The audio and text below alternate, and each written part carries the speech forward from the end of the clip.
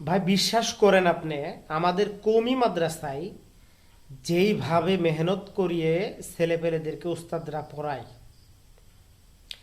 আপনারা যারা জানেন, যদি এই লেখাপড়াটা একটু সিলেবাস চেঞ্জ করে আধুনিকতার সাথে জেনারেল লাইনের পড়াশোনার সাথে পড়ানো হইতো, এই কওমি মাদ্রাসার ছেলেদের ভবিষ্যৎ হইতো অন্যান্য প্রতিষ্ঠানের চাইতেও বেশি ভালো, অন্যান্য প্রতিষ্ঠানের ছেলেপেলেদের চাইতেও বেশি ভালো হইতো। আপনি জানেন, মাগরিবের পরে উস্তাদে নিজে পরিদর্শনে করে নিজে থেকে ছাত্রদেরকে পড়াশোনা করায়। এশার নামাজের সময় একটা বিরতি দেয়, এশার নামাজের পরে আবার উস্তাদ নিজে থেকে এরা পড়তেছে কিনা, গল্প করতেছে কিনা দেখাশোনা করে পড়ায় রাত্রের 11টা 12টা পর্যন্ত। আবার যখন ঘুমের সময় হয়, উস্তাদ নিজ নেগরানিতে এদেরকে বলে যে ঘুমের সময় হয়েছে, ঘুমিয়ে যাও। আবার ফজরের সময় এসে আবার উস্তাদ নিজে উঠিয়ে দেয়, আবার উস্তাদ বসে থেকে পড়াশোনা করায় ক্লাস শুরু হওয়ার আগ পর্যন্ত। আধা ঘন্টার বিরতি দিয়ে খাবারের, তারপর আবার ক্লাস শুরু হয়ে যায়। এই আজীব পড়াশোনার ক্যাটাগরি, আজীব পড়াশোনার কারিকুলাম আর কোন প্রতিষ্ঠানে বাংলাদেশে আছে বলেন? আরেকটা আজীব বিষয় হইল, দেখেন, অন্যান্য প্রতিষ্ঠানে তো আপনার ওই যে প্রাইভেট পড়াইতে হয়, উস্তাদের কাছে এক পড়া একটা অঙ্ক বা ইংরেজি দ্বিতীয়বার বুঝাইতে গেলে কই প্রাইভেট পড়তে পারো না। কিন্তু কওমি মাদ্রাসার হুজুরদেরকে একটা পড়া যদি আপনি 1012 দিনে বুঝাই চান, তারপরেও দিবে, কোনো দ্বিধা বোধ করবে না। এবং তারা আরো খুশি হয় ওই ছাত্রের জন্য দোয়া করে দেয়। এটাই বাস্তবতা, আপনি গিয়ে দেখেন না।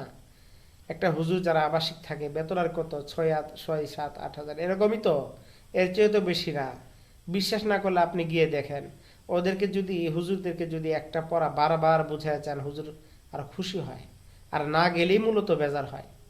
আল্লাহর কাছে যেমন চায়, না চাইলে আল্লাহ বেজার হয়, ঠিক আমাদের কওমি মাদ্রাসার হুজুরদের কাছে পড়াশোনা বারবার না বুঝাই নিয়ে আসলে তারাও বেজার হয়, আর বুঝাই নিয়ে আসলে তারা খুশি হয়। এটাই বাস্তবতা। এখন আমার প্রশ্ন হইল, এই পড়াশোনার যে সুযোগ, যে সুবিধা, যদি আমরা কোরআন হাদিসের পাশাপাশি, ধর্মীয় শিক্ষার পাশাপাশি যদি জাগতিক শিক্ষাটাও দেওয়া হইতো, তাহলে কওমি মাদ্রাসা থেকে আজকে বুলেট বের হইতো ভাই, বুলেট। সাধারণ কোনো বোমা বের হইতো না, পারমাণবিক বোমা বের হইতো ভাই, অ্যাটম বোমা বের হইতো কওমি মাদ্রাসা থেকে। কিন্তু আফসোস, বেফাকুল মাদারিসিল আরাবিয়া এবং হায়াতুল উলিয়ার যারা কর্তৃপক্ষ আছে, এরা যুগীয় শিক্ষাটা এখানে ঢুকাইতেছে না। আপনি দেখেন, অন্যান্য প্রতিষ্ঠানের মধ্যে বিভিন্ন বিষয়ের সেক্টরে লেখাপড়া করার পর ইন্টারের পরে অনার্সের যে কোনো একটা বিষয় নিয়ে 4 বছর কোর্স করতে পারবে।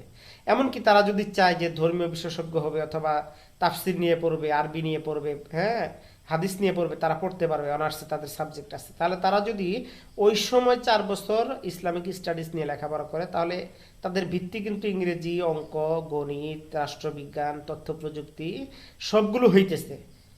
হওয়ার পরেও তারা ইচ্ছা করলে 4 বছরের কোর্স আছে, ধর্মীয় শিক্ষা অথবা তাফসির অথবা আরবি সাহিত্য নিয়ে পড়তে পারে।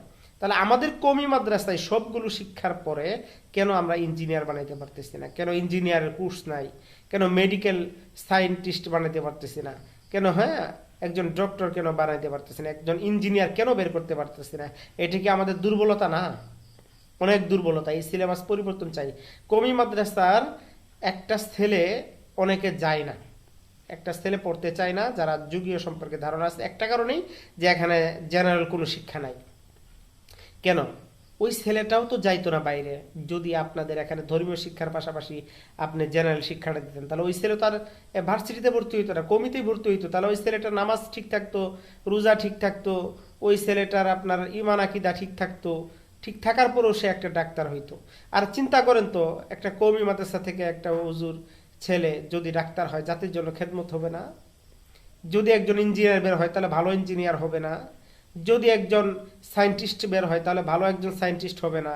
অবশ্যই হবে। তাহলে আপনারা এটা কেন করতেছেন না? এটা বেফাকের বড় দুর্বলতা, হায়াতের বড় দুর্বলতা। এরা এই যে আকাবিরদের বরকত বরকত শুরু করছে, আকাবিরদের বরকত কি শুধু কিতাবের মধ্যেই, আমলের মধ্যে দেখেন না?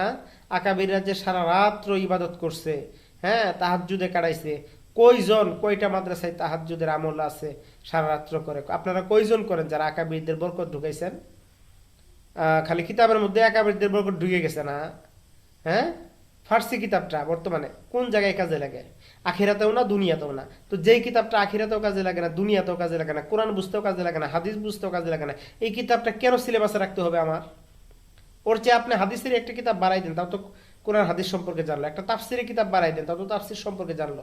একটা ইংরেজি ঢুকাই দেন না, জাগতিক শিক্ষা হইলো। একটা রাষ্ট্রবিজ্ঞানের কিতাব ঢুকাই দেন না, জাগতিক শিক্ষা হইলো। এই ছেলেটা বাহিরে গিয়ে জাতির সামনে তার এবিলিটিটা প্রমাণ করতে পারবে, উপস্থাপন করতে পারবে। কিন্তু এইগুলা না দেওয়ার কারণে, একঘেয়েমির কারণে, কবি মাদ্রাসার যারা আকাবির আছে বর্তমানে, এদের একঘেয়েমির কারণে কবি মাদ্রাসার ছেলেপেলে আজকে বর্তমানে জাতীয় মূর্খ হিসেবে তৈরি হইতেছে, আমি মনে করি। এজন্য শিক্ষা সিলেবাস এখনই পরিবর্তন করুন, এখনো সময় আছে। রাষ্ট্র আমাদের দরকার, রাষ্ট্রবিজ্ঞানও দরকার, ইঞ্জিনিয়ারও আমাদের মধ্য থেকে দরকার, ডাক্তারও আমাদের মধ্য থেকে দরকার। আজকে বিভিন্ন জায়গায় মেডিকেলে বলেন, বিভিন্ন সরকারি প্রশাসনিক জায়গাগুলোতে দেখেন, হুজুররা গেলে যেমন অন্যরকম চোখে দেখে। কেন? এটা আপনারা বানাইছেন, বেফাক এবং হায়াত আপনারা বানাইছেন। আমাদেরকে অন্যরকম চোখে দেখে, কারণ মনে করেন এরা হুদাই কিছুই বুঝে না। অথচ এদেরকে আপনারা বলতেছেন আলেম। আলেম কারে কয়? হ্যাঁ, আলেম একজন শুধুমাত্র ধর্মীয় আলেম মানে জ্ঞানী। ধর্মীয় জ্ঞানী হলেই তো হয় না, অন্যান্য বিষয়ে জ্ঞান থাকতে হয় তার। ধর্মীয় জ্ঞানের পাশাপাশি যদি অন্যান্য জ্ঞান থাকে তাতে সমস্যা কি? কোনো সমস্যা নাই। এগুলা করেন, এগুলা বাদ দেন, এগুলা বাদ দেন। এগুলো আর জাতি খাইতেছে না এখন বর্তমানে। হ্যাঁ, ব্যবসা করবে বলে আপনি মাদ্রাসায় মসজিদে কেন থাকেন? মাদ্রাসা মসজিদের বেতন খারাপ কেন থাকেন? ভাই ব্যবসার কিছু শিখাইছেন আপনি? হ্যাঁ, এই যে আগের পাকিস্তান আমলের হেদায়া কিতাব রাখছেন, এটার কোনো আধুনিকের মাসালার সাথে কোনো মিল করেন না এখনো। ওই আগের নুসখার লেখা ওইটাই আছে। কেন? আধুনিকতার সাথে তাল মিলিয়ে মাসালা নাই। ওই মাসালা, ব্যাংকিং এর মাসালাগুলো অ্যাড করতেন, বিভিন্নভাবে শিখাইতেন, ছাত্ররা